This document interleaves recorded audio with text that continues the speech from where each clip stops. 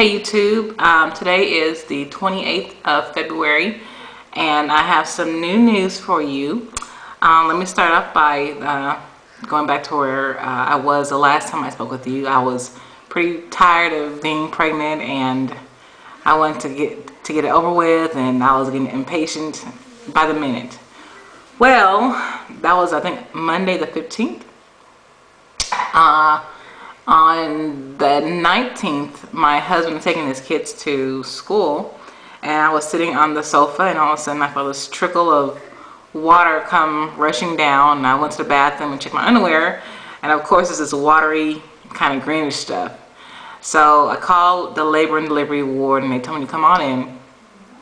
I come up, my husband gets back, and we go together, and I get checked, and I'm having contractions. They're like I want to say the contractions are like every 8 to 9 minutes, but I wasn't feeling any pain or anything like that. I just felt like the tightening of my uterus.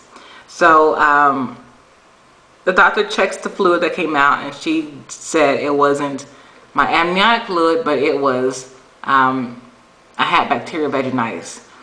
Bacterial vaginitis is like, the best way I can explain it is, in your vagina you have good bacteria and you have bad bacteria, and you have yeast. Overabundance of yeast, you have a yeast infection, and an overabundance of bacteria, you have bacterial vaginitis, which they said I had. But I have had that before, and the discharge is nothing like that.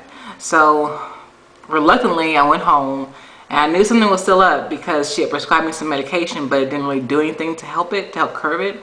So I continued to take it that Saturday, and the fluid there was still even more fluid that will come out, and it was soaked in maxi pad basically. So I kept calling them, letting them know that, hey, this is not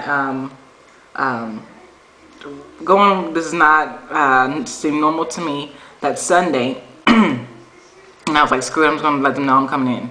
So I came, they had me come in, and the nurse checked me, and of course, as I had in the back of my head, I was right. It wasn't bacterial vaginitis, it was my amniotic fluid. It had been rupturing since Friday. So they're already, kind of worried because the baby had been exposed to, bacteria and all that stuff since my water had been leaking for a while.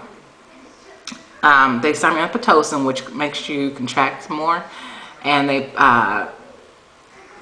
Pitocin, it kind of helped a little bit at first. I forget how much they started me on, and then they kept upping it. They finally gave me an epidural, which, oh man, God bless the person who made the epidural. That's some kind of wonderful. That was like, I didn't feel anything. I just felt numb. So let's see, I was admitted at the hospital around 2. So I'm contracting and contracting, but I'm not really making a lot of progress. By 1 o'clock that morning, I had only progressed.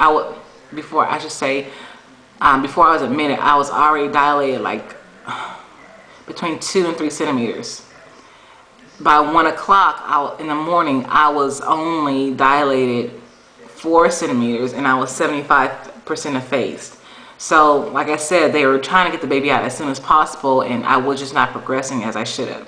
So they decided to do a C-section, and I was shocked because I'd never imagined me having a C-section. Just a vaginal birth just seemed natural to me. Never thought of ever having a C-section. But really, during the whole surgery, the only thing I felt was fingers. I didn't feel any pressure. I didn't feel any pain. Nothing. It was just like someone, touching you in your stomach. That's basically all I felt. And I felt them sewing me up, but I just felt like tugging. It wasn't any painful feeling or anything like that. But I'm going to show you my little boy, and he was so cute when he was born. He looks like me, especially when I was a baby. This is Michael. I hope he's still up. Michael!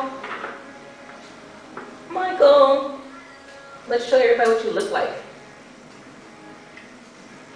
Yeah, buddy. Yeah, he's up too. Alright. Yeah. Alright. Say hello. So this is Michael. Right here. He's kind of woozy right now. He just got something to eat, so he's still half asleep. But this is Michael. I hope you guys can see that. Hold on. Here we go. This is Michael, and he is his mama's. His is his mama's with pride and joy right here. And he's a good little baby. He weighed, what was it, 6 pounds, 15 ounces. He was a lot smaller than we had anticipated. And he was 19.5 inches. He was born at 2:19 in the morning. And he's a very good baby. They were kind of concerned about, you know, him losing weight when he left the hospital. But so far, everything has been doing very well. He's gained some weight since he's been home. And he's so sweet. I just can't stop kissing on him. I know he gets tired of that, but I can't help it. He's so cute. But since my C-section, I've had somewhat of discomfort. When I go to pee, it was like really painful because I had a catheter in there. And I don't know, since I had, oh, I'm sorry, I forgot to tell you guys something important. The green stuff was the meconium. He had pooped. So I don't know if that helped to make me have like an infection, like a bladder infection, which I was diagnosed with yesterday. We went to the hospital and they said I had a bladder infection. And I'm kind of spacey right now because I'm trying to get everything still situated. Sorry about that. But the green stuff, like I said, was the meconium. He had pooped. He couldn't wait to get out to poop. But let's see, what else was there? He's a good baby. He's breastfeeding. He eats a lot, so hopefully that'll help me lose a lot of weight, because as you can see on my journey, even though I didn't do it every month from the beginning when I first found out that I was pregnant to now, I'm sure you can see the difference in my face and all that, although a lot of it is a water weight still. But the hospital stay was fantastic. I really didn't want to go home. Having people bring you food, taking care of you, helping you with the baby, you know, that, even though my mom is here now and my husband helps out, it's still, you know, extra set of hands never hurts anybody. So the nurses are great. They're really helpful, and I learned a lot from them. And let's see, what else?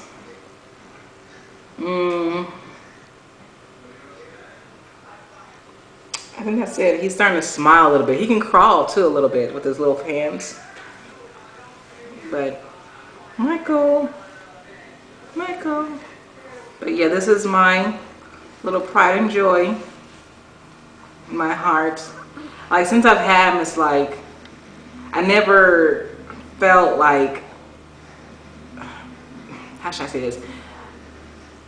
If there was like a burning building that it was just set on fire, you know, I would rush in to get him. I don't care if, you know, the fire is so dense that you couldn't see in front of you. It was like I would rush in there to get him. That's how I feel. Like, he's just so, I don't know, he's just so helpless and sweet and precious. It's just, I can't get enough of him. But I'm so happy to have him here. Dad is loving his little boy, and the kids love their little brother. So everybody's a happy family. He's healthy, he's happy, and he's full. So I guess right now that's it. So maybe I'll do this on a monthly basis, just update you on my little man here. And I'm ready to have another one. I can see myself having another one pretty soon, so we'll see how it goes. I don't know how Dad feels about that, having a baby so soon, but I'm definitely having more, no doubt about that. So if you have any questions, you know what to do. And me and Michael, we'll see you later. Say bye, Michael. Bye.